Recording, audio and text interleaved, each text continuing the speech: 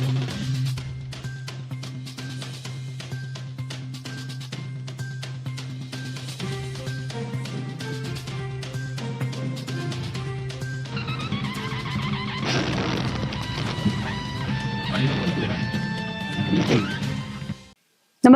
आपण पाहता हिरकणी न्यूज.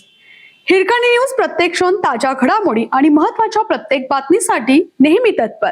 महसूल विभागाला चकवा, बनावट शासकीय आदेशांचे रॅकेट उघड, भूमाफियांमध्ये खळबळ, महसूल अभिलेखात फेरफार, महसूल विभागाला चकवा देत बनावट अकृषिक परवानगी, फाळणीबारा, आकारफोड पत्रके आणि सातबारा नोंदींसाठी खोटे शासकीय आदेश तयार करणाऱ्या टोळीचे पितळ उघडे पडले आहे.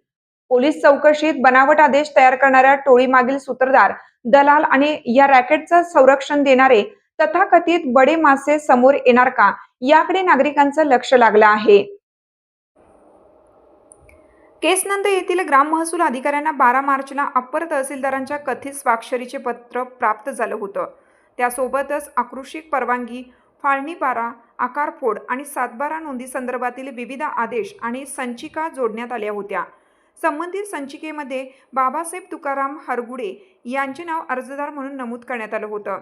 मात्र कागदपत्रांबाबत संशय आल्याने त्यांची पडताळणी करण्यात आली असता संबंधित पत्र, आदेश तसेच शासकीय अधिकाऱ्यांच्या कथित स्वाक्षऱ्या बनावट असल्याचे निष्पन्न झाले. निवासी उपजिल्हाधिकारी ज्योती कदम यांच्या नावाने देण्यात आलेली कथित अकृषिक परवानगी ही संशयास्पद आढळून आली.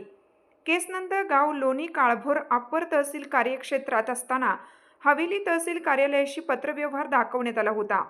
तसेच महसुली अभिलेखांमध्ये फेरफार करून शासनाची फसवणूक करण्याचा प्रयत्न झाल्याचे प्राथमिक चौकशीत समोर आलं आहे.